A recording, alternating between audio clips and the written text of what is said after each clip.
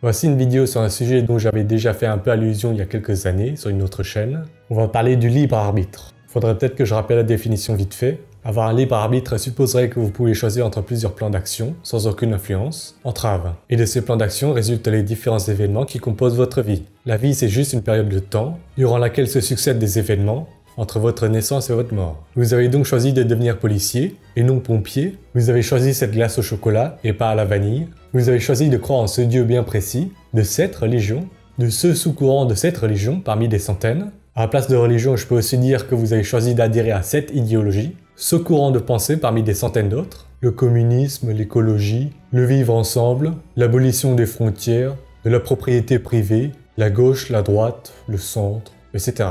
Bref, vous seriez maître de votre destin, quoi. Et peut-être même de votre destin dans l'au-delà, si vous y croyez. Lorsqu'on aborde la question du libre arbitre, il est très facile de dévier sur les concepts de justice, la responsabilité morale, le mérite, la culpabilité, donc forcément le péché. Remettre en question le libre arbitre, prouver qu'il n'existe pas, ça revient à dire que toutes les religions abrahamiques sont fausses.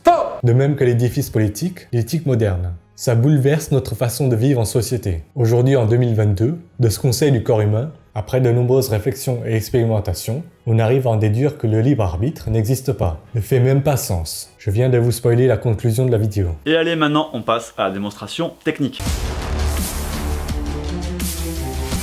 On va d'abord parler de vos humeurs, votre personnalité. Ces deux aspects de votre personne, là, maintenant, dépendent de la structure de votre cerveau, les hormones, les neurotransmetteurs dans lesquels ils baignent. En 2022, on peut moduler votre humeur, votre motivation, vos émotions, vos sentiments, peur, anxiété, vos envies, désirs, votre personnalité avec des médicaments, casque avec courant électrique. On joue avec la biochimie de votre cerveau. C'est comme ça qu'on traite certains troubles de l'humeur, la personnalité. Aujourd'hui, on ne voit pas ce qu'il y aurait de plus que votre cerveau, qui déterminerait votre personnalité, vos humeurs. Il n'y a pas d'âme, et même en admettant qu'il y en ait une, on ne voit pas le rôle qu'elle aurait. Gros sac qui sert à rien. Parce que s'il y en avait une, ça supposerait qu'il est possible d'agir sur votre âme avec des médicaments et courant électrique. Et oui. Je vais vous poser des questions très simples. Est-ce que vous avez choisi vos parents? Est-ce que vous avez choisi à partir de quel spermatozoïde de votre père, quel ovule de votre mère vous alliez vous développer? Est-ce que vous avez choisi votre génétique, votre sexe, d'être un mec ou une meuf, ou n'importe quoi entre les deux? Je ne suis pas un homme. Génétique qui détermine votre corps entier, votre apparence vue de l'extérieur, ce qu'il y a à l'intérieur, la structure de votre cerveau, les niveaux d'hormones, neurotransmetteurs dans lesquels votre cerveau baigne. Votre corps, c'est le support matériel qui définit votre personne, durant toute votre vie jusqu'à la mort. Génétique qui détermine vos capacités cognitives, votre QI, votre potentiel, votre plafond intellectuel. QI, capacité cognitive qui détermine quel métier vous sera accessible ou non. Génétique qui détermine votre taille, votre beauté, votre cerveau, votre beauté, votre métier, qui détermine aussi vos revenus. Le RMI petit con. Qui osera me dire que le corps que vous avez, votre cerveau, la biochimie dans laquelle vous baignez, votre beauté, votre intelligence, vos capacités cognitives, n'influencent pas votre personnalité, votre humeur tous les jours, donc vos jugements, donc vos supposées décisions et choix. Mais oui, c'est clair. Vous n'avez absolument rien choisi dans tous ces trucs qui font ce que vous êtes. Si je devais mettre ça en lien avec ce que j'ai dit dans les 2 premières vidéos de la chaîne, vous n'avez en rien choisi ce que vous valez, vous n'avez jamais choisi les accomplissements qui sont à votre portée. On va faire tout ce que tu veux, tu seras heureux. Parlons des sensations. Comment est-ce que vous captez les informations qui vous entourent ou en vous? Votre vue, ouïe, toucher, etc. Tout ça, ça dépend de comment votre corps est fait. Donc de votre génétique, votre traitement de ces informations et leur interprétation. Est-ce que vous avez choisi d'aimer un chanteur plus qu'un autre? Est-ce que vous avez choisi de préférer Britney Spears à Diams? Ouais, grosse. Est-ce que vous avez choisi de préférer le parfum fraise plutôt que chocolat? Est-ce que vous avez choisi d'être attiré par les meufs blondes, les brunes? Est-ce que vous avez choisi d'être attiré par des culs ou des seins ou des bites? Est-ce que vous avez choisi d'être attiré par les gens du même sexe, d'être homo, d'être bi ou hétéro? Certains vont certainement me dire que je parle trop de génétique, mais je pourrais aussi remplacer ce mot par hasard. Hasard ou génétique, vous ne choisissez pas dans les deux cas.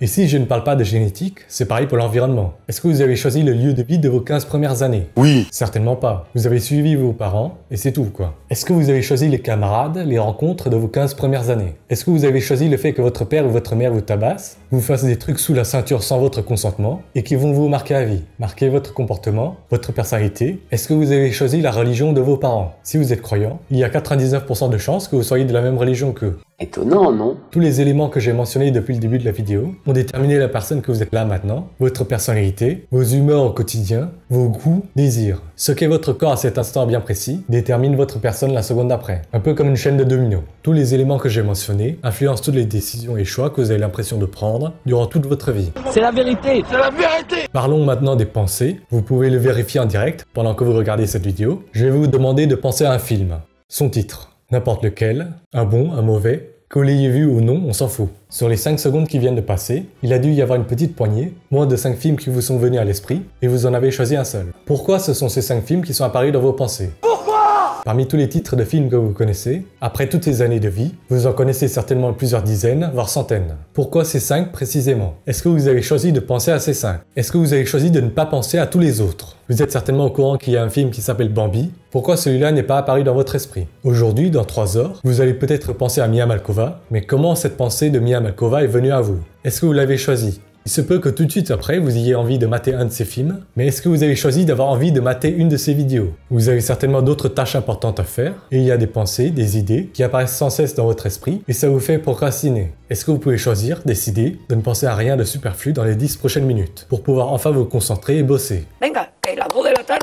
Et les pensées précèdent les décisions, les choix, donc les actions. Les pensées viennent juste comme ça, on ne les choisit pas, on ne décide de rien en fait. Il est où le libre arbitre alors? On peut faire une petite parenthèse sur les actes criminels. Imaginez un gosse de 4 ans qui n'a encore commis aucun acte criminel. Il se trouve que ce gosse a des parents alcooliques, qui ont 85 de QI, ont des métiers qui font qu'ils sont souvent absents, sont mal payés. Ses parents vivent dans une cité craignos. Tout ça, il ne l'a pas choisi. Comme ses parents ont 85 de QI, il avait peu de chances de naître avec un QI supérieur à 100. Ce n'est pas impossible, mais c'est peu probable. On va dire que le hasard a fait que son QI potentiel c'est 85 aussi. C'est donc un mec pas super curieux quoi, pas le genre d'autodidacte qui voudra, et arrivera à s'élever au-dessus de la masse qui l'entoure. Il est élevé par la rue. Tu pourras faire tout ce que tu veux, tu seras heureux. Ce gosse va vivre des événements pas super joyeux, il se fait cogner par ses parents, son oncle lui fait faire des trucs sous la ceinture sans son consentement, lorsque ses parents sont absents. Vous faites pas vos trucs quand je suis dans la chambre d'à côté. Ce gosse grandit, par hasard il devient un homme avec un taux de testostérone un peu plus élevé que la moyenne, il est impulsif, il a aussi d'autres dérèglements biochimiques qui font qu'il a une personnalité un peu psychopathique, il a aussi une tumeur qui se développe très doucement au niveau du cerveau, une tumeur qui compresse certaines régions qui jouent sur le jugement,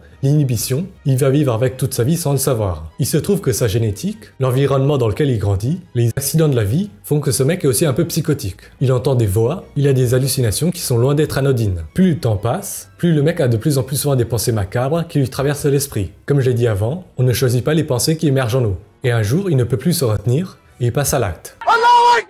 Est-ce que ce mec a choisi quoi que ce soit dans les éléments qui ont façonné sa personne? Oui. Est-ce qu'on peut dire que c'est de sa faute? Le tableau est clairement caricatural, mais chaque élément, même pris séparément, sont corrélés à des destins qui tournent mal. Il baisse toute ta famille, fils de pute. Est-ce que ce mec mérite l'enfer? Comment décider? Est-ce que ce cas de figure est mentionné une seule fois dans les livres soi-disant sacrés? Soi-disant d'inspiration divine, par une entité censée être omnipotente, omnisciente. Gros sac qui sert à rien. Supposons que les gens mauvais entre guillemets, on va prendre Adolphe par exemple, sont mauvais à cause de leur âme. On va supposer que Adolphe est mauvais parce qu'il a une mauvaise âme. Est-ce que selon vous, il a utilisé son libre arbitre pour choisir d'avoir sa mauvaise âme? Est-ce que vous avez choisi de ne pas avoir une âme de psychopathe ou une âme de génie à la Elon Musk ou Bill Gates? Est-ce que vous, personne lambda et moyenne, avez choisi d'avoir une âme lambda et moyenne? Un autre exemple, pour parler d'adhésion idéologique, en particulier religieuse, vous êtes né femme, les femmes apparemment sont plus croyantes, religieuses que les hommes, vous êtes né dans une famille croyante, très pratiquante, si vous êtes vous-même croyant, il y a 99% de chances que votre religion soit la même que vos parents. Vous êtes né dans une famille, un milieu défavorisé, intellectuellement, socio-économiquement parlant, vous naissez avec un QI potentiel bas. La religion est inversement corrélée au QI, le statut éduco-socio-économique. Dans les religions, surtout abrahamiques, il y a un système de valeurs, des valeurs morales, les notions de récompense, punition, donc de mérite. Récompense si vous adhérez à la religion, punition si vous n'y adhérez pas. Et l'adhésion, pour qu'il y ait mérite, doit être un choix, basé sur le libre arbitre évidemment. Ouais, mais c'est pas toi qui décide. Mais, il est où le mérite si vous êtes né avec tant de facteurs favorisant la probabilité que vous soyez croyant et religieux? Vous n'avez absolument pas choisi votre sexe, vos parents, leur religion, votre QI, votre environnement socio-économique. Depuis quand votre croyance et religiosité, avec tant de facteurs favorisants que vous n'avez pas choisi, c'est un accomplissement qui mérite d'être récompensé? Quel rôle joue la supposée âme là-dedans? On peut même prendre l'exemple inverse. Vous êtes né dans la forêt amazonienne. Vos parents n'ont jamais entendu parler de Bible et de Coran. Ils sont animistes ou polythéistes. Il y a 99% de chances que vous soyez mécréants vis-à-vis des religions abrahamiques, donc irez en enfer. D'après les textes sacrés, Vous l'auriez mérité.